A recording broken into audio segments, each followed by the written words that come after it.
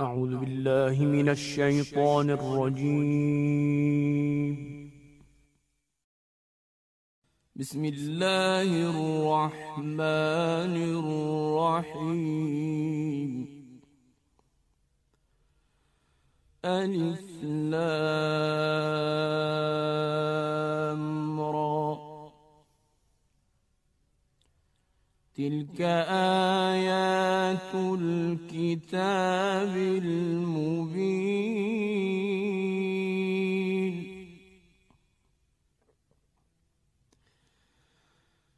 إنا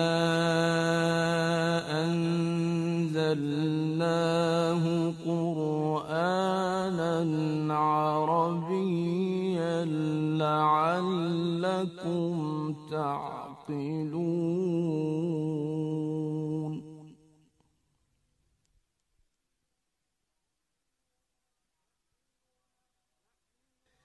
نحن نقص عليك أحسن القصص بما أوحينا إليك هذا القرآن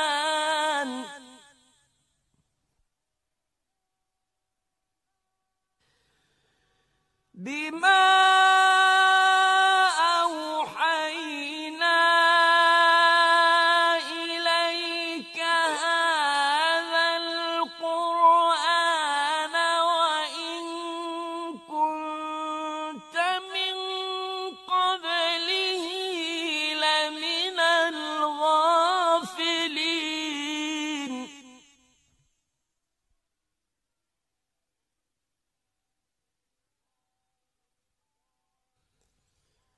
إذ قال يوسف لأبيه يا أبت إني رأيت 11 كوكبا والشمس والقمر رأيتهم لي ساجدين.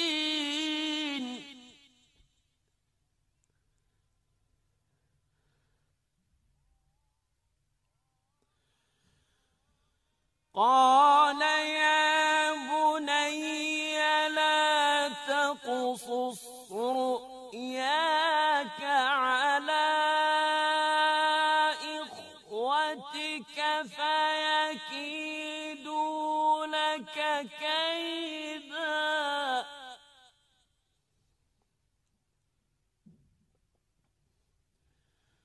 إن الشيطان للإنسان عدو مبين.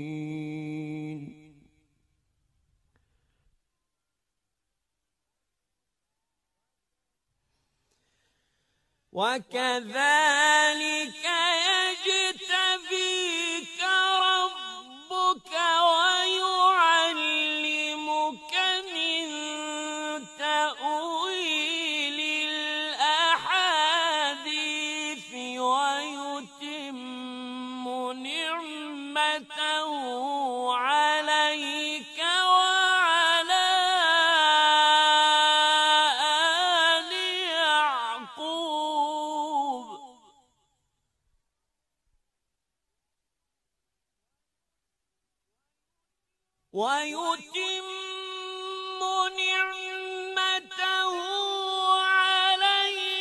وعلى آل يعقوب كما أتمها على أبويك من قبل إبراهيم وإسحاق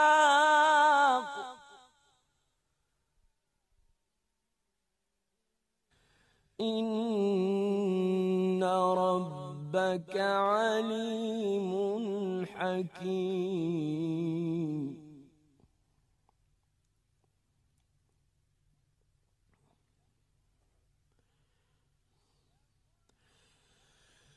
لقد كان في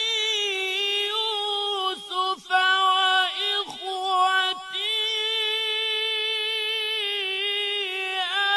آيات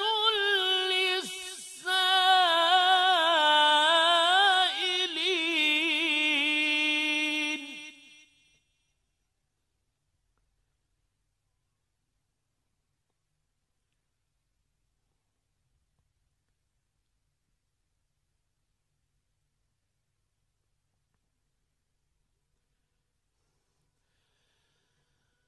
إذ قالوا ليوسف وأخوه أحب إلى أبينا منا ونحن عصبة إن أبانا لفي ضلال مبين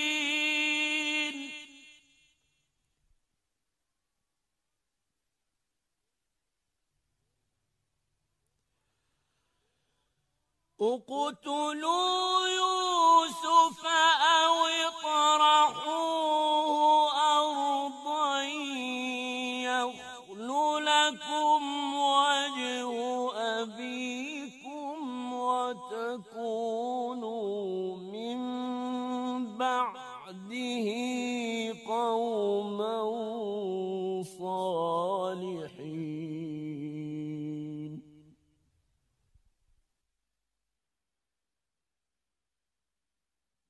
قال قائل منهم لا تقتلوا يوسف وألقوه في غيابة الجب يلتقطه بعض السيارة إن كنتم فاعلين قالوا يا أبانا ما لك لا تأمنا على يوسف وإنا له لناصحون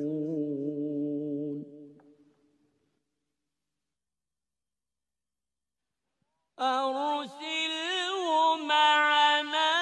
غدا يرتع ويلعب وإنا له لحافظون قال إني ليحزنني أن تذهبوا به وأخاف أن يأكله الذئب وأنتم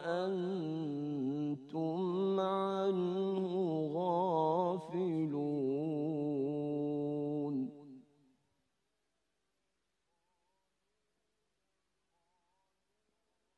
قالوا لئن أكله الذئب ونحن عصبة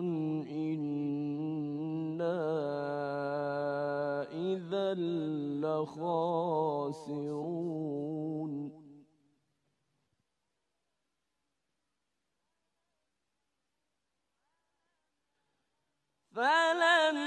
فلما ذهبوا به وأجمعوا أن يجعلوه في غيابة الجب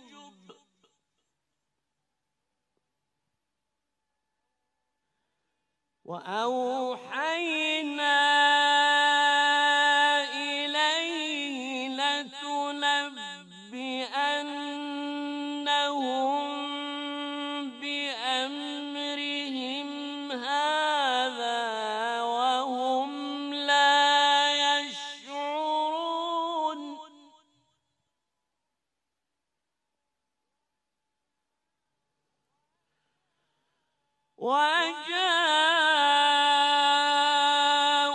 وجاءوا أباهم عشاء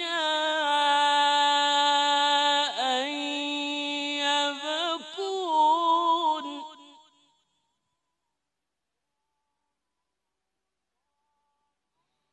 قالوا يا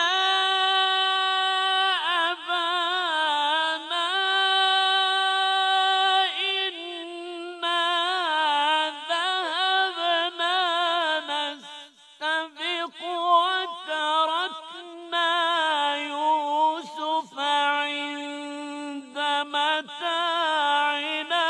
فأكله الذئب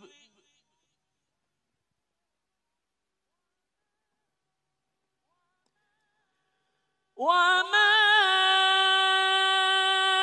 أنت بمؤمن لنا ولو كنا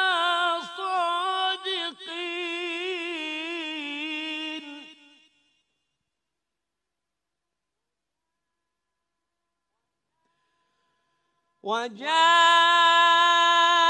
وجاءوا على قميصه بدم كذب قال بل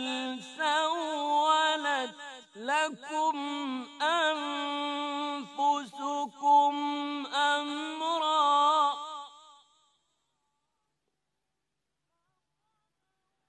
فصبر جميل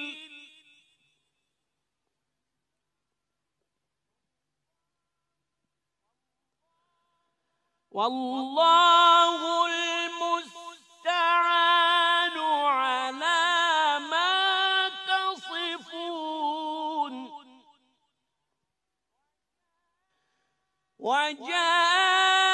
وجاءت سيارة فأرسلوا واردهم فأدلى دلوه قال يا بشرى هذا غلام وأسروه بضاعة والله عليم بما يعملون وشروه بثمن بخس دراهم معدودة وكانوا فيه من الزاهدين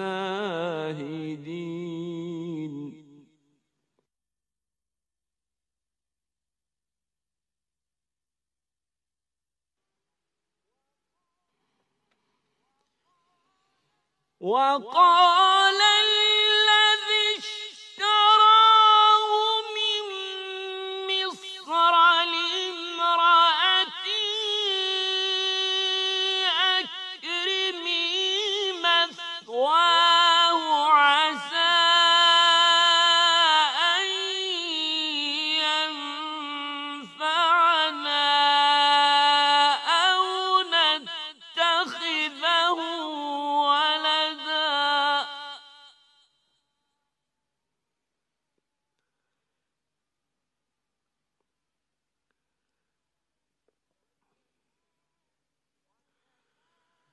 وكذلك مكنا ليوسف في الأرض ولنعلمه من تأويل الأحاديث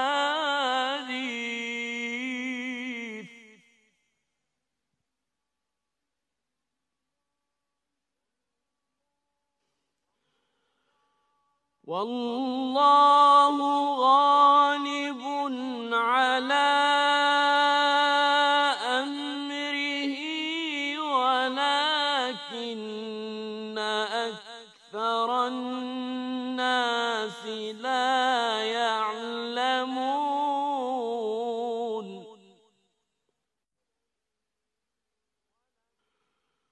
ولما بلغ أشده آتيناه حكما وعلما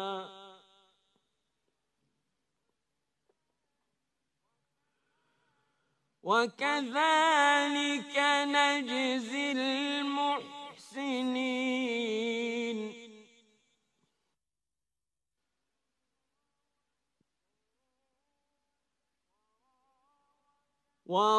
وراودته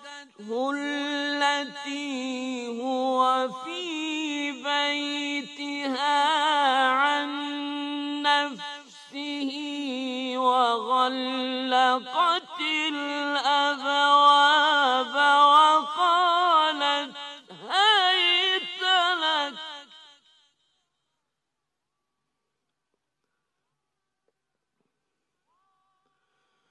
قال معاذ الله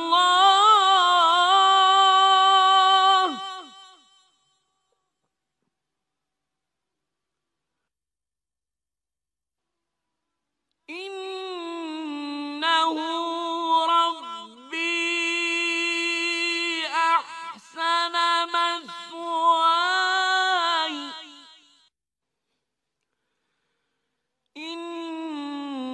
إنه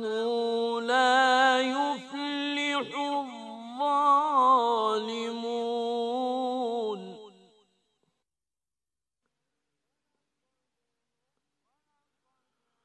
ولقد همت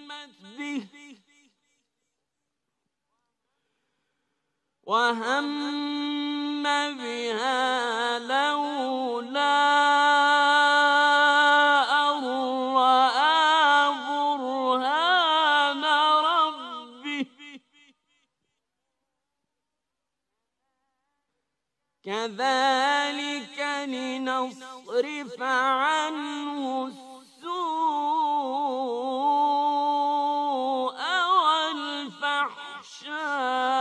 والفحشاء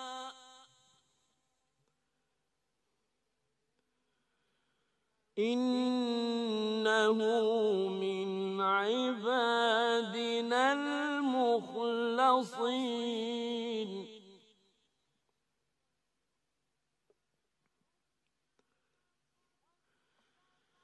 واستبق الباب وقدت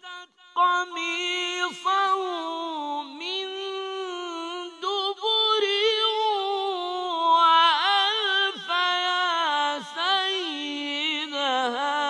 لدى الباب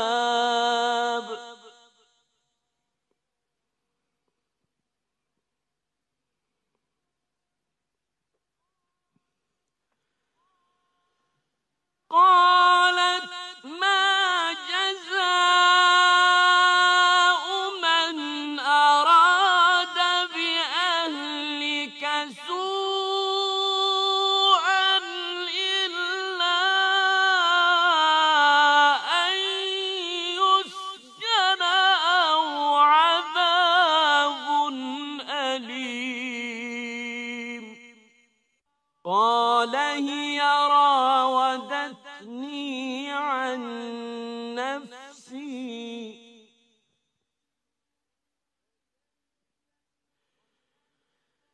وشهد شاهد من أهلها إن كان قميصه قد من قبل فصدقت وهو من الكاذبين وإن كان قميصه قد من دبر فكذبت وهو من الصادقين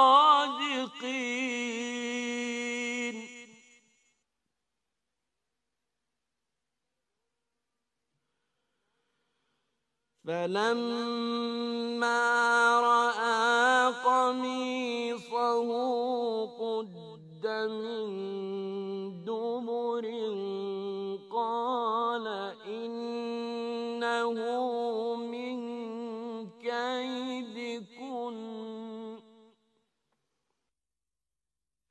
إن كيدكن عظيم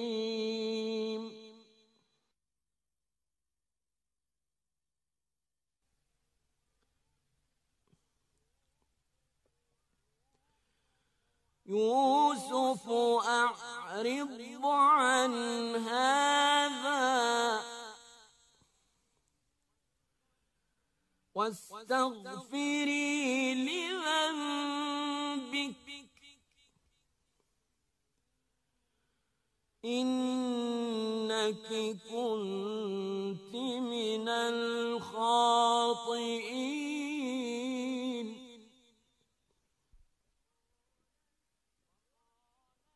وقال نسوة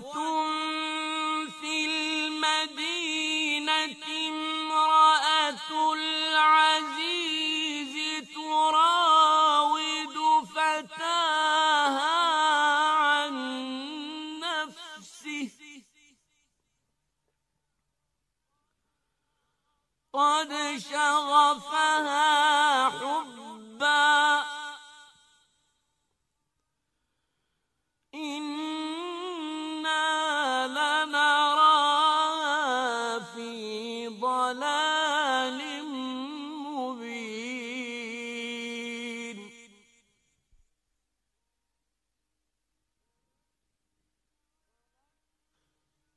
فلما سمعت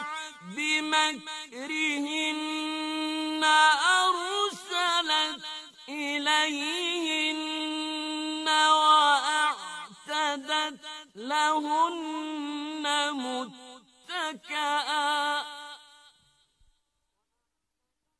وأعتدت لهن متكأ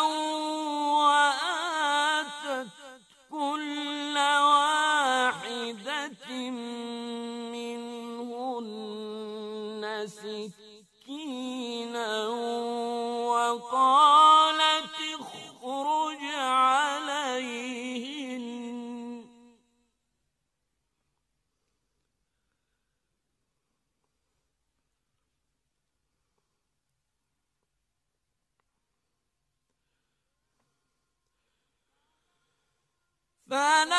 فلما رأينه أكبرنه وقطعن أيديهن وقلن حاش لله ما هذا بشرا وقلن حاش لله ما هذا بشرا إن هذا إلا ملك كريم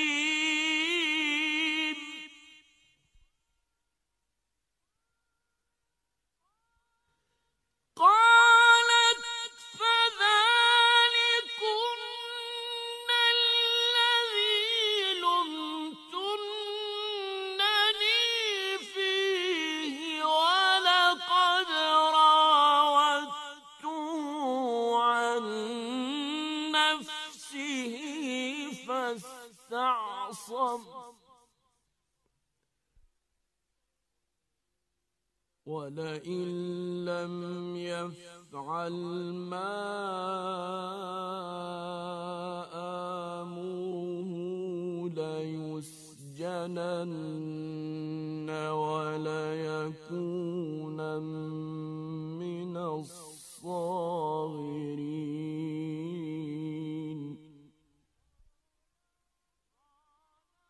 قال رب السجن أحب إلي مما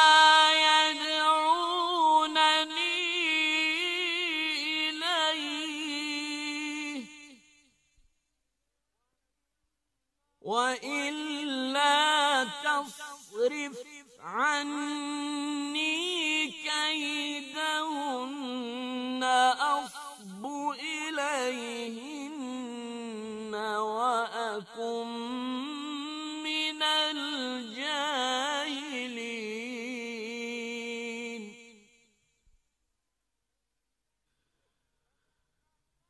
فاستجاب له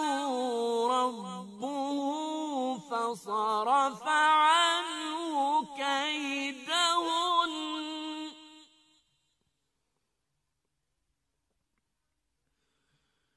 إنه هو السميع العليم.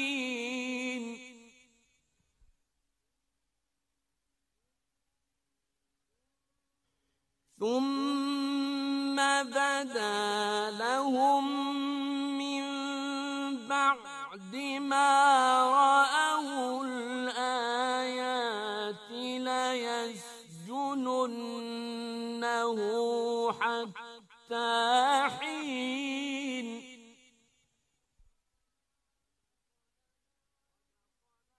ودخل معه السجن فتيان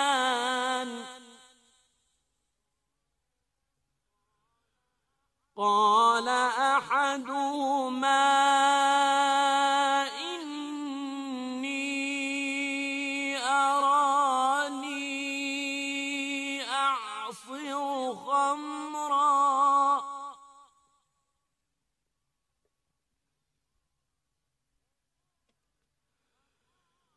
وقال الآخر إني أراني أحمل فوق رأسي خبزا تأكل الطير منه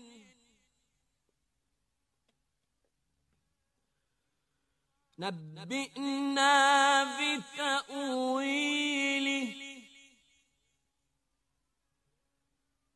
إنا نراك من المحسنين.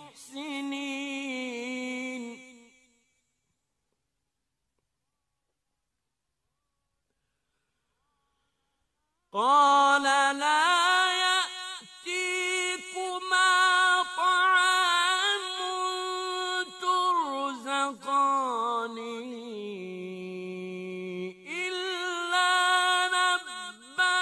نبأتكما بتأويله قبل أن يأتيكما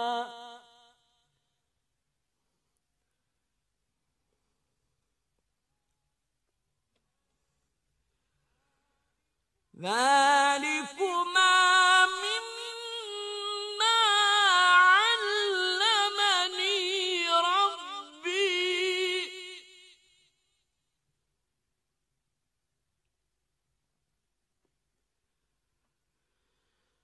إني تركت ملة قوم لا يؤمنون بالله وهم بالآخرة هم كافرون.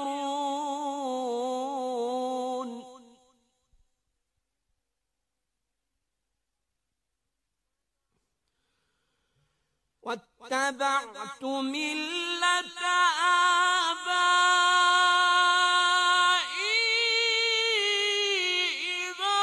إبراهيم وإسحاق ويعقوب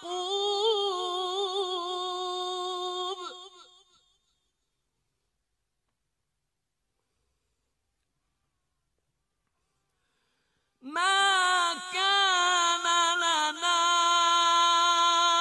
أن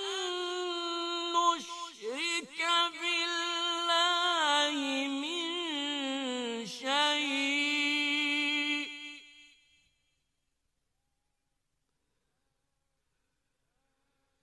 ذلك من فضل الله علينا وعلى الناس ولكن أكثر الناس لا يشكرون.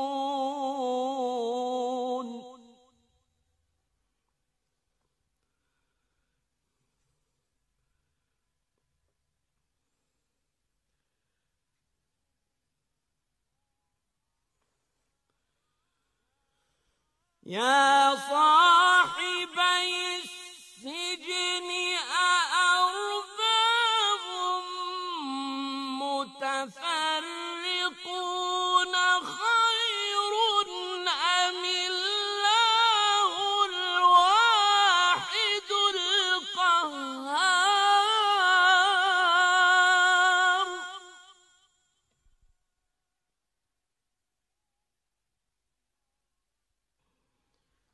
ما تعبدون من دونه إلا أسماء سميتموها أنتم وآباؤكم ما أنزل الله بها من سلطان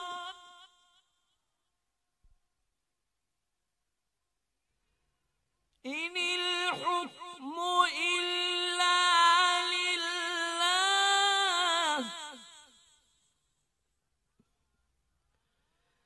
أمر ألا تعبدوا إلا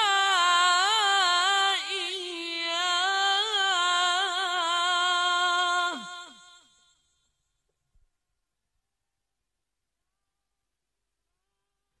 ذلك الدين القيم ولكن أكثر الناس لا يعلمون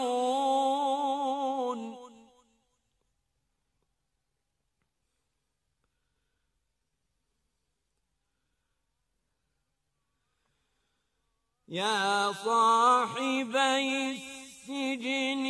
أما أحدكما فيسقي ربه خمرا وأما الآخر فيصلب فتأكل الطير من رأسه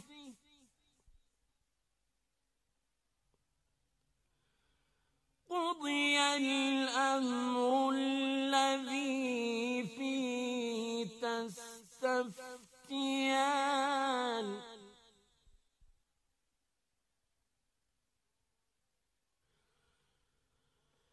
وقال للذي ظن أنه ناج منهما اذكرني عند ربك فأنساه الشيطان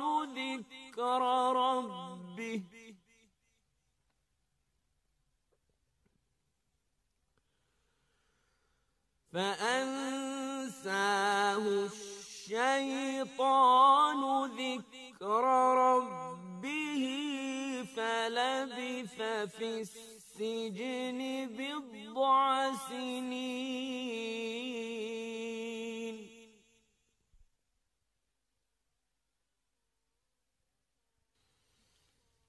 وقال الملك إني أرى 7 بقرات سمان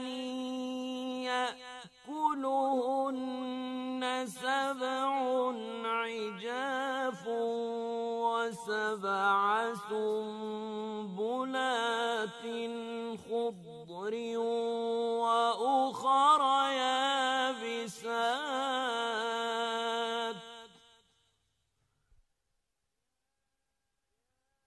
يا أيها الملأ أفتوني في رؤياي إن كنتم للرؤيا تعبرون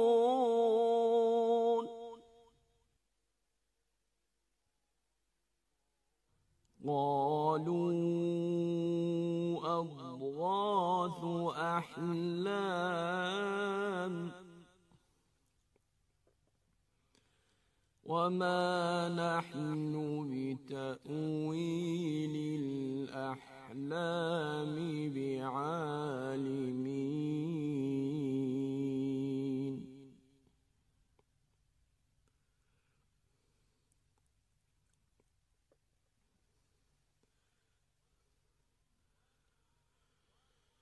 وقال الذي نجا منهما وادكر بعد أمة أنا أنبئكم بتأويله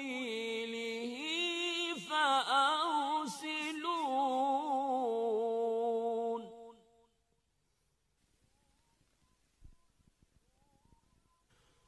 يوسف أيها الصديق أفتنا في 7 بقرات سمان يأكلهن 7 عجاف و7 سنبلات خضر وأخر يابسات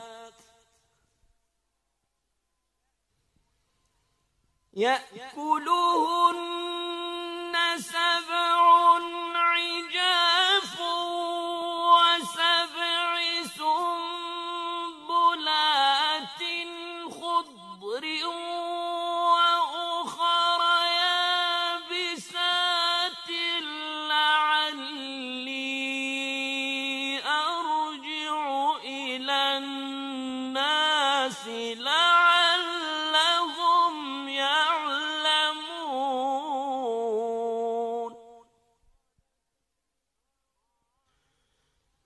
قال تزرعون 7 سنين دأبا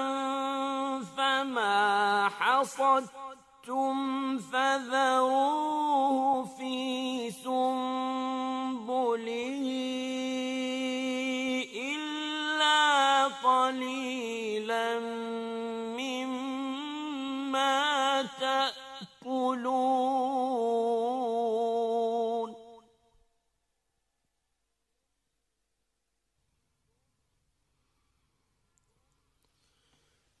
ثم يأتي من بعد ذلك 7 شداد يأكلن ما قدمتم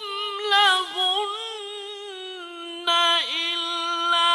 قليلا مما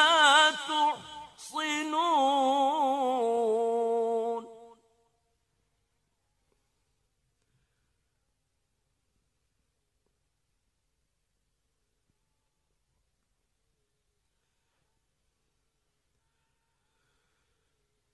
ثم يأتي من بعد ذلك عام فيه يغاث الناس وفيه يعصرون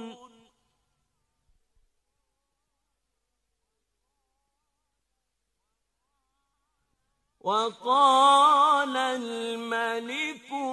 ائتوني به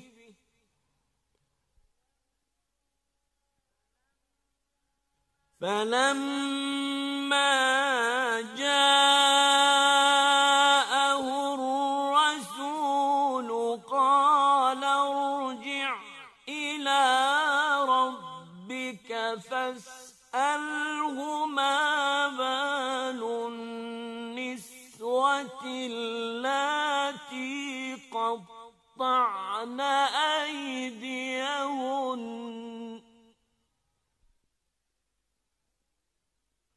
إن ربي بكيدهن عليم.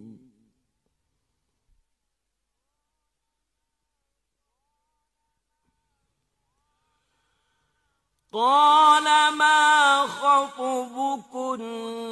إذ راوتن يوسف عن نفسه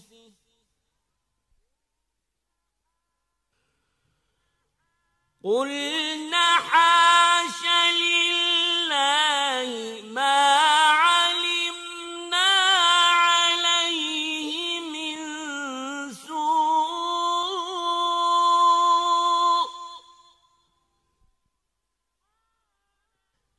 قالت امرأة العزيز الآن حصحص الحق أنا راودته عن نفسه وإنه لمن الصادقين.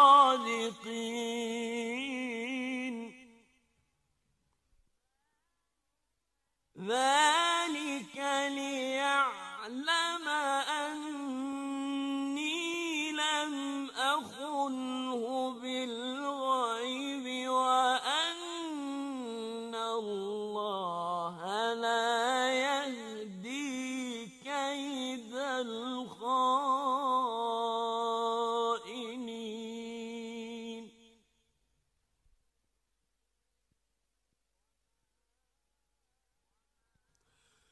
وما أبرئ نفسي إن النفس لأمارة بالسوء إلا ما رحم ربي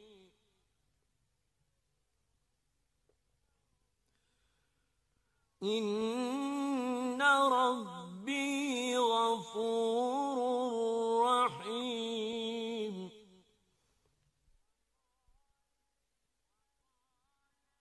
وقال الملك ائتوني به أستخلصه لنفسي فلما كلمه قال إنك اليوم لدينا مكين أمين.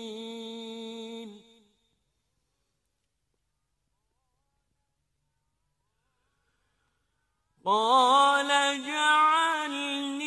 على خزائن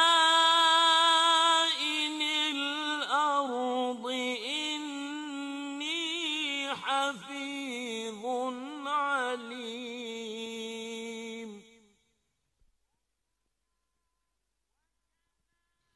وكذلك مكنا ليوسف في الأرض يتبوأ منها حيث يشاء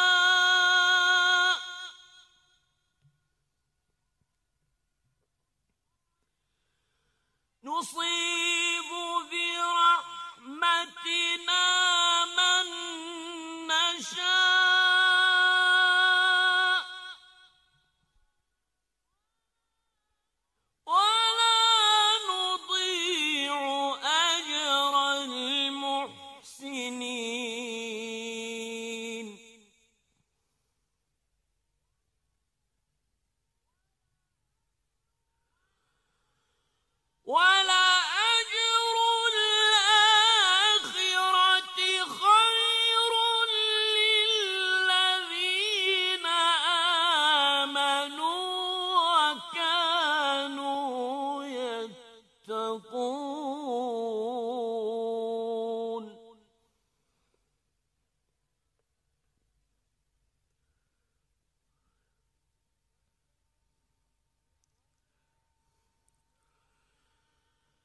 وجاء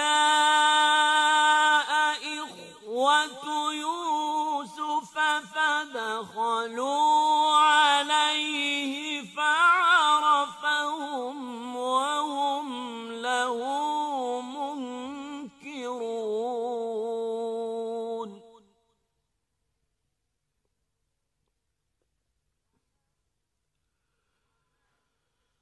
ولما جهزهم بجهازهم قال ائتوني بأخ لكم من أبيكم ألا ترون أني أوفي الكيل وأنا خير المنزلين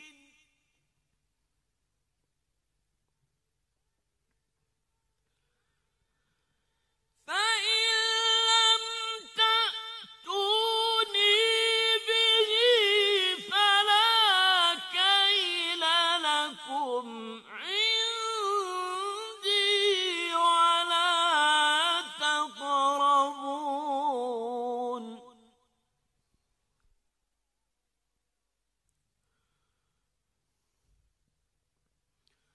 قالوا سنراود عنه أباه وإنا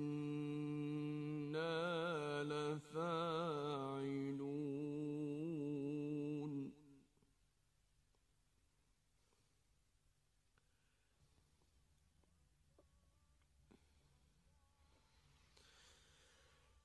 وقال لفتيانه جعلوا بضاعتهم في رحالهم لعلهم يعرفونها إذا انقلبوا إلى أهلهم لعلهم يرجعون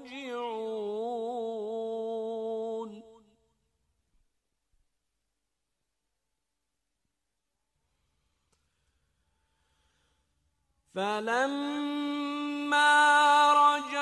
رجعوا إلى أبيهم قالوا يا أبانا منع منا الكيل فأرسل معنا أخانا نكتل وإنا له لحافظون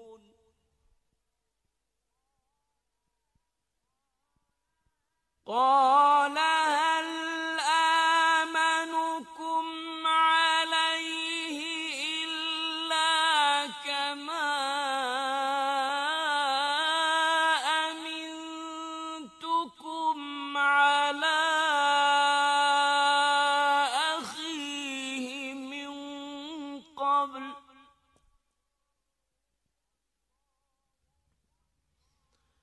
فالله خير حافظا وهو أرحم الراحمين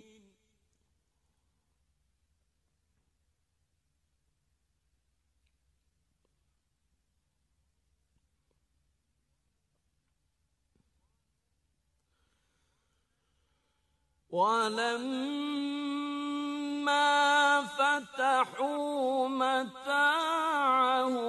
وجدوا بضاعتهم ردت إليهم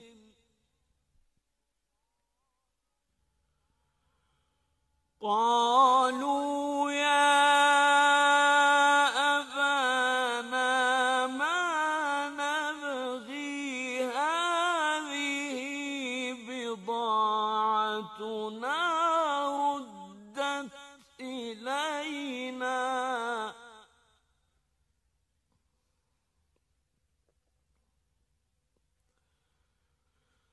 ونمير أهلنا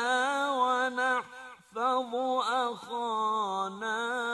ونزداد كيل بعير ذلك كيل يسير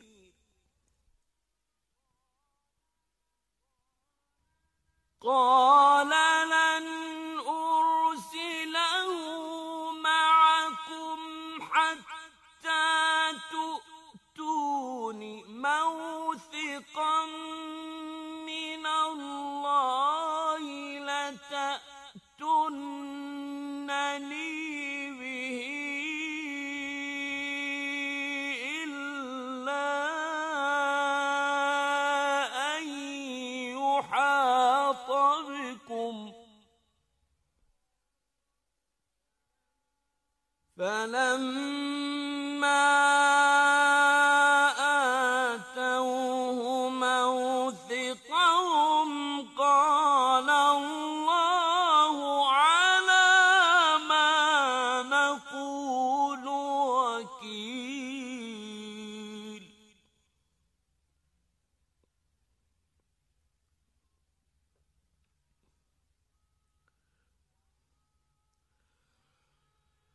وقال يا بني لا تدخلوا من باب واحد وادخلوا من أبواب متفرقة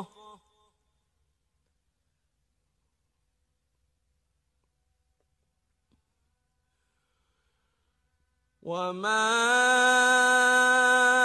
أغني عنكم من الله من شيء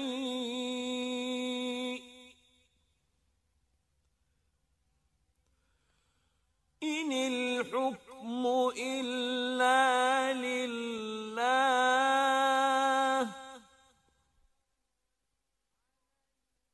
عليه توكلت وعليه فليتوكل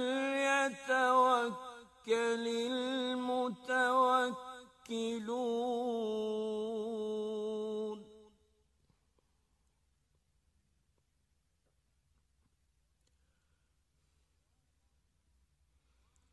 هم أبوهم ما كان يغني عنهم من الله من شيء إلا حاجة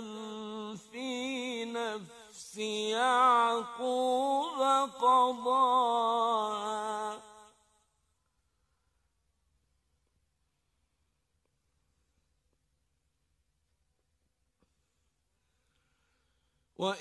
وإنه لذو علم لما علمناه ولكن أكثر الناس لا يعلمون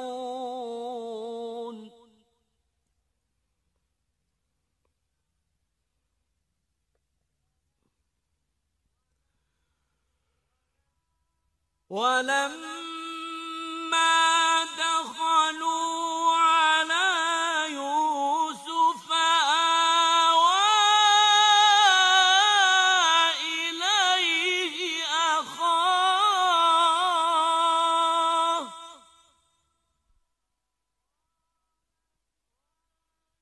قال إني أنا أخوك فلا تبتئس بما كانوا يعملون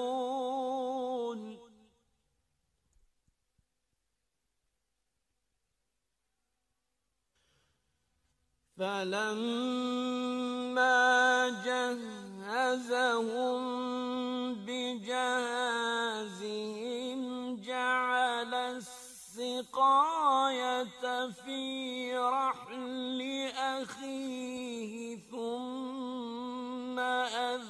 أذن مؤذن أيتها العير إنكم لسارقون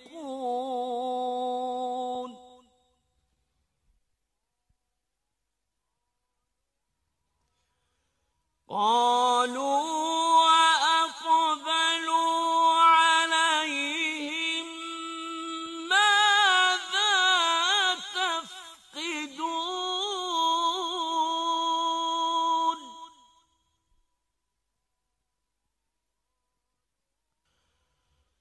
قالوا نفقد صواع الملك ولمن جاء به حمل بعير وأنا به زعيم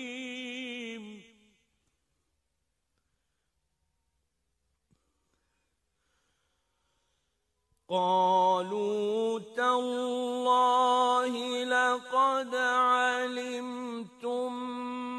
ما جئنا لنفسد في الأرض وما كنا سارقين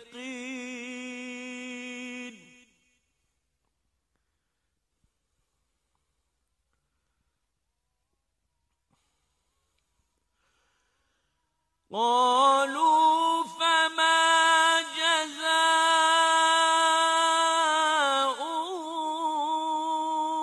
إن كنتم كاذبين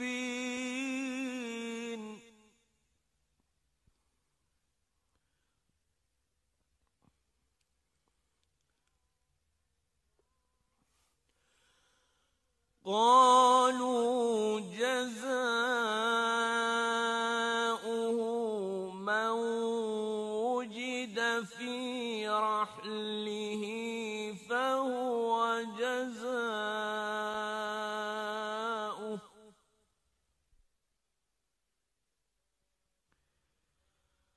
كذلك نجزي الظالمين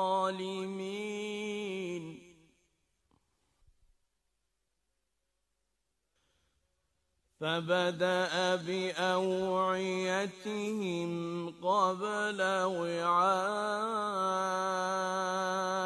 أخيه ثم استخرجها من وعاء أخيه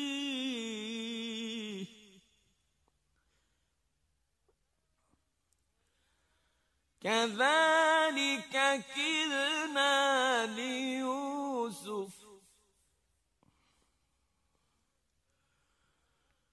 ما كان ليأخذ أخاه في دين الملك إلا أن يشاء الله نرفع درجات من نشاء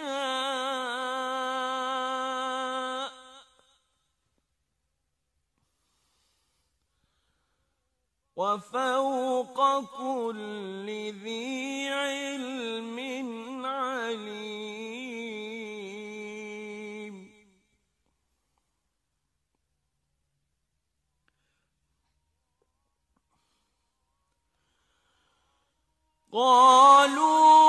قالوا إن يسرق فقد سرق أخ له من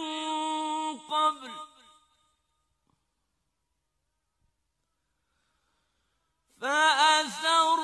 فأسرها يوسف في نفسه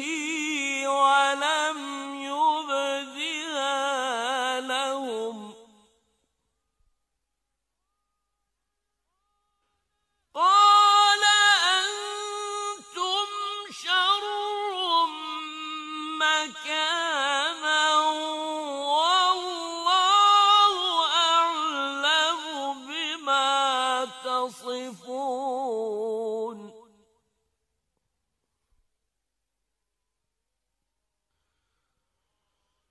قالوا يا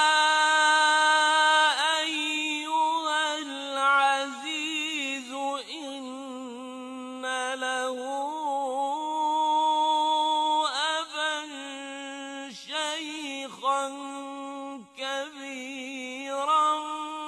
فخذ أحدنا مكانه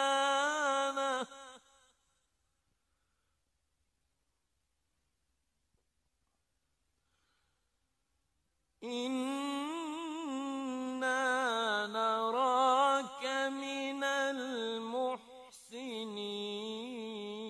المحسنين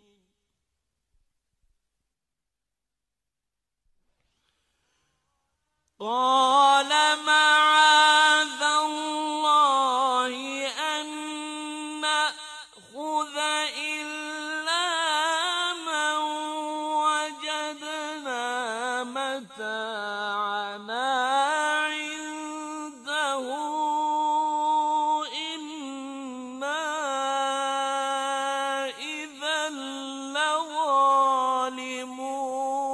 لظالمون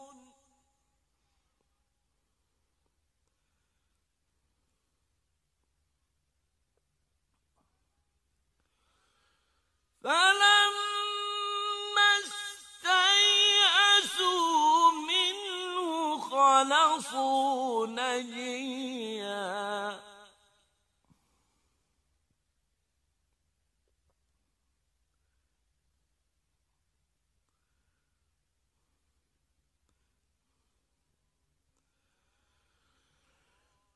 قال كبيرهم ألم تعلموا أن أباكم قد أخذ عليكم موثقا من الله ومن قبل ما فرطتم في يوسف فلن أبرح الأرض حتى يأذن لي أبي أو يحكم الله لي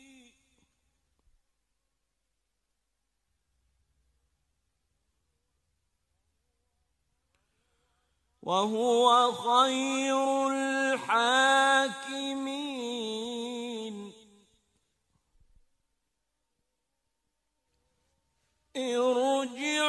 ارجعوا إلى أبيكم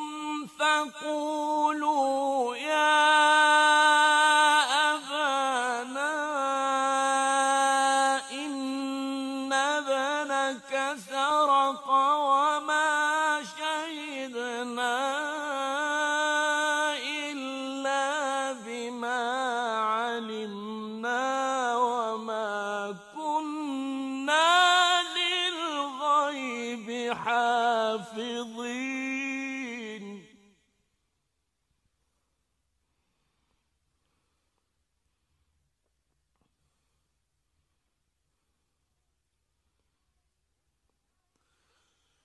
واسأل القرية التي كنا فيها والعير التي أقبلنا فيها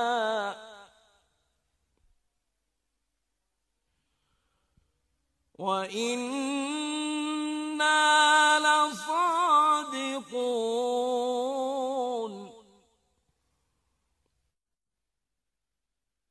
قال بل سولت لكم أنفسكم أمرا فصبر جميل عسى الله أن يأتيني بهم جميعا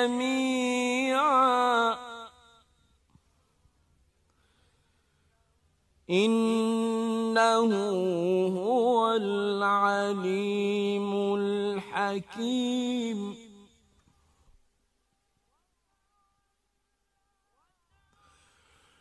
وتولى عنهم وقال يا أسفى على يوسف وابيضت عيناه من الحزن فهو كظيم.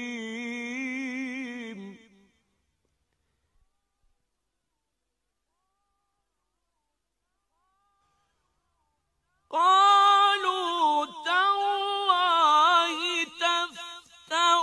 تذكر يوسف حتى تكون حرضا أو تكون من الهالكين.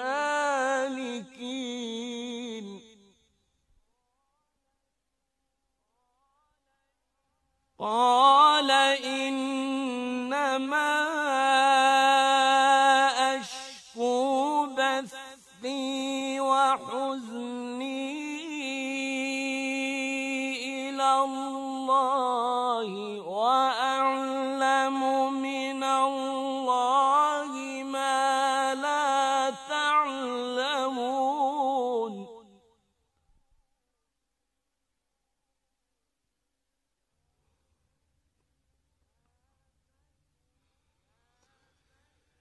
يا بني اذهبوا فتحسسوا من يوسف وأخيه ولا تيأسوا من روح الله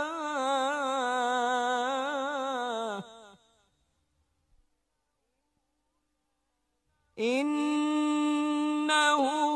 لا ييأس من روح الله إلا القوم الكافرون.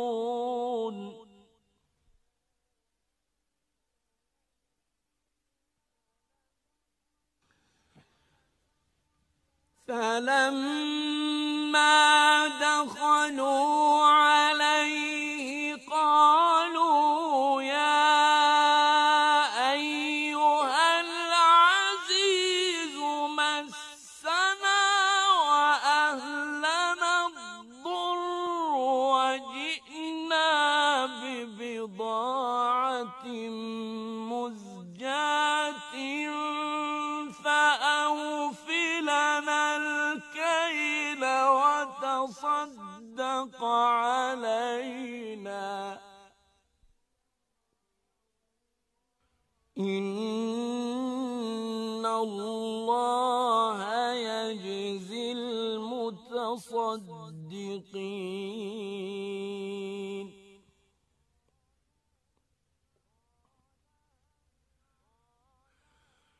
قال هل علمتم ما فعلتم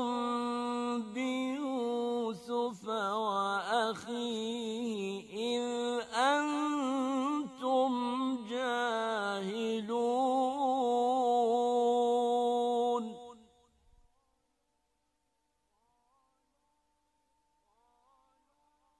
قالوا أئنك لأنت يوسف قال أنا يوسف وهذا أخي قد من الله علينا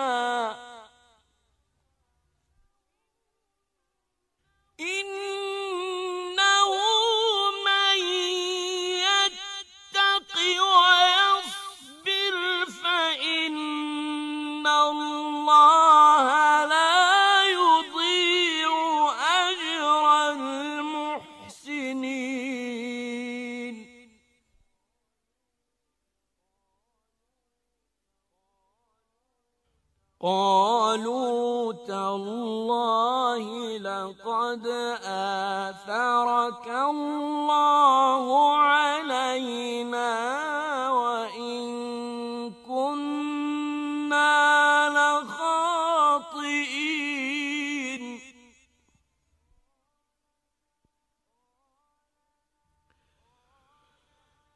قال لا تثريب عليكم اليوم يغفر الله لكم وهو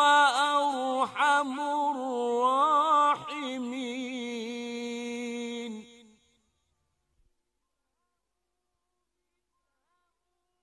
اذهبوا بقميصي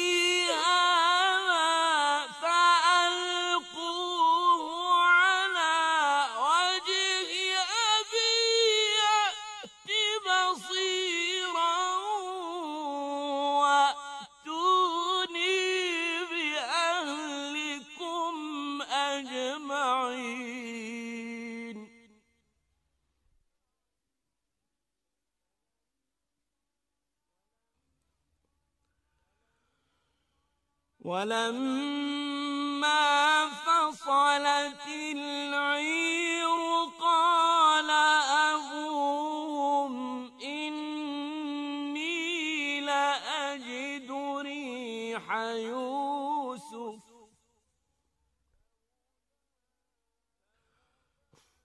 لولا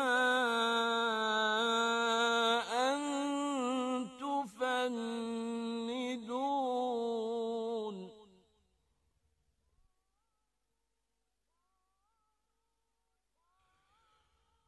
قالوا تالله إنك لفي ضلالك القديم.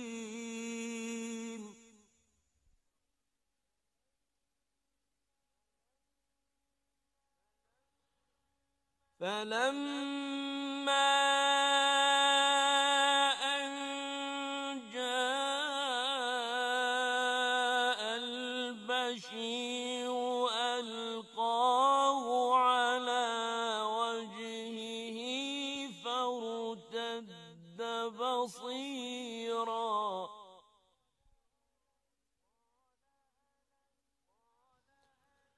قال ألم أقل لكم إني أعلم من الله ما لا تعلمون.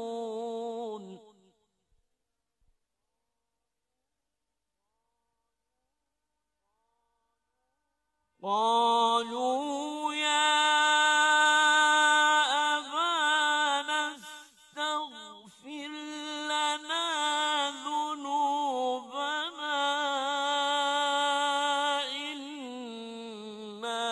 كنا خاطئين.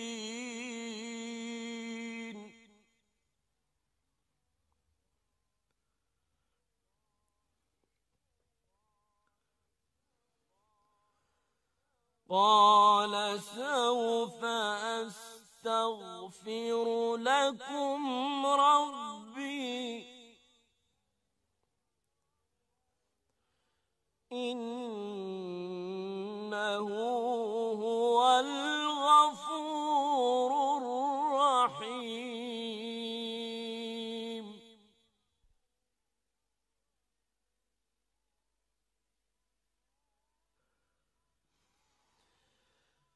فلما دخلوا على يوسف آوى إليه أبويه وقال ادخلوا مصر إن شاء الله آمنين.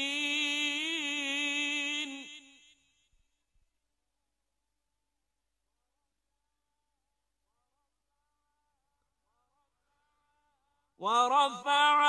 أبويه على العرش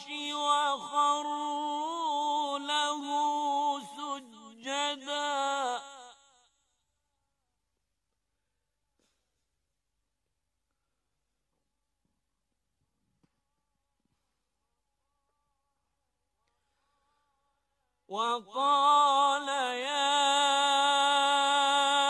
أبت هذا تأويل رؤياي من قبل قد جعلها ربي حقا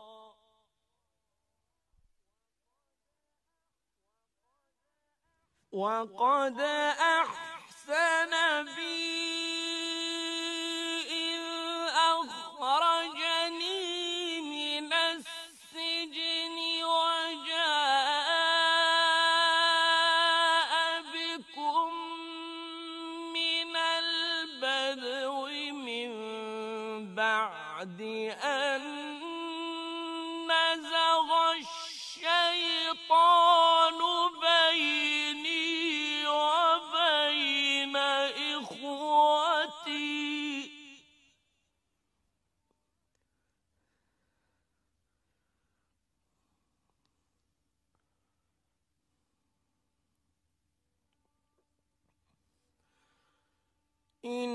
إن ربي لطيف لما يشاء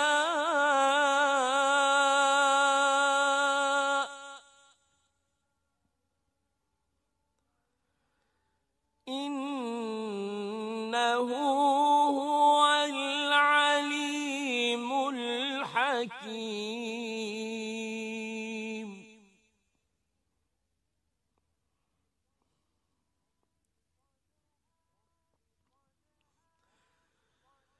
رب قد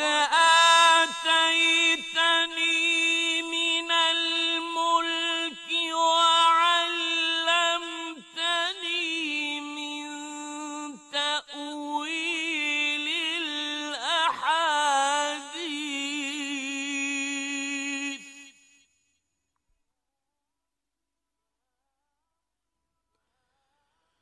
فاطر السماوات والأرض أنت ولي في الدنيا والآخرة توفني مسلما وألحقني بالصالحين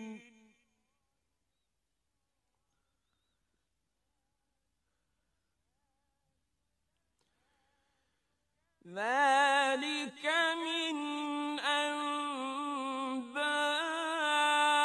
أنباء الغيب نوحيه إليك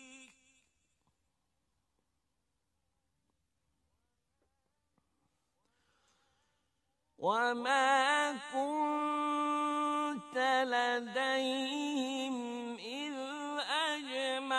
أجمعوا أمرهم وهم يمكرون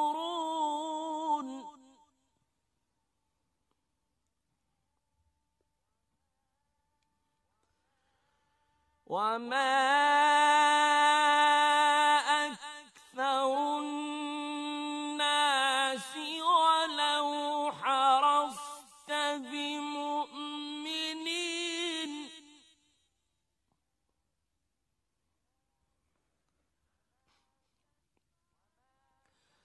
وما تسألهم عليه من أجر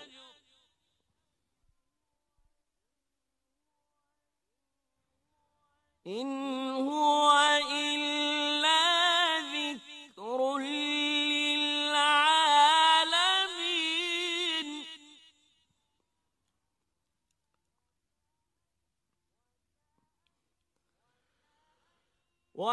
وكأين من آية في السماوات والأرض يمرون عليها وهم عنها معرضون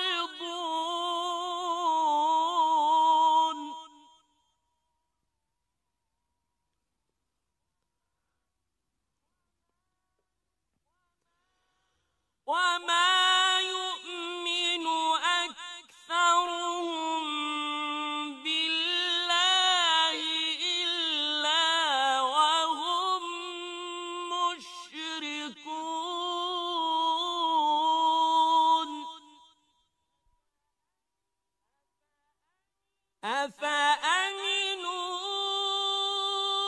أن تأتيهم غاشية من عذاب الله أو تأتيهم الساعة بغتة وهم لا يشعرون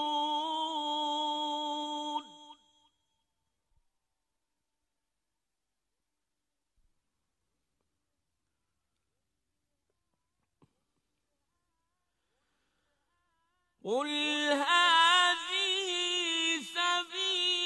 سبيلي أدعو إلى الله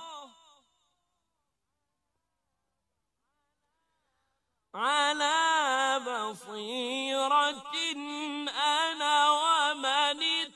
اتبعني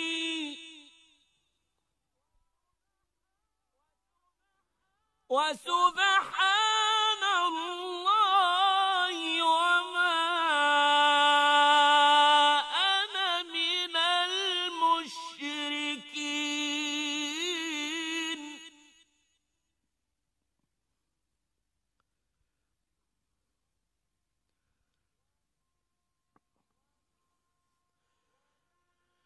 وما أرسلنا من قبلك إلا رجالا نوحي إليهم من أهل القرى أفلم يسيروا في الأرض فينظروا كيف كان عاقبة الذين من قبلهم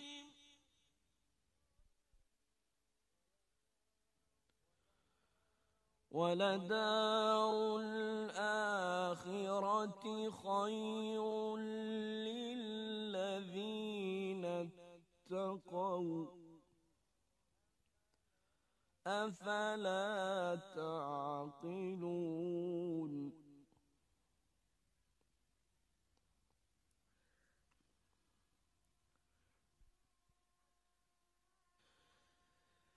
حتى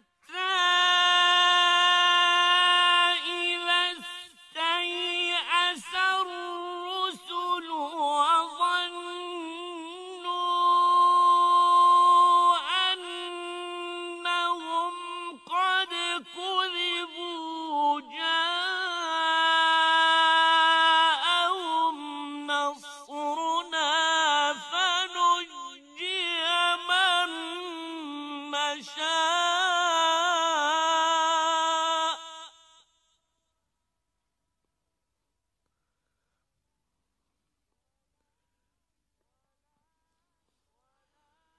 ولا يرد بأسنا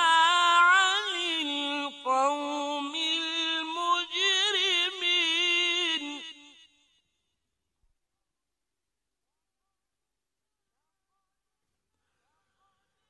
لقد كان في قصصهم عبرة لأولي الألباب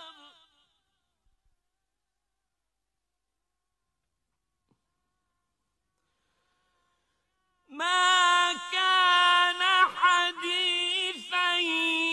يفترى ولكن تصديق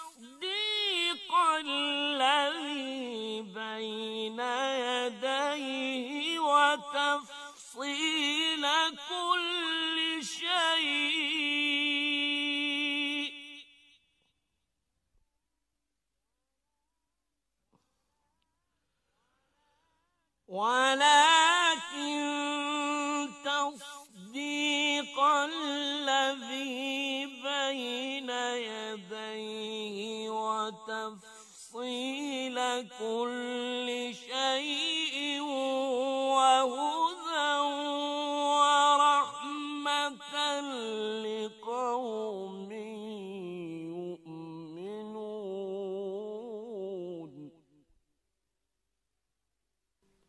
صدق الله العليم.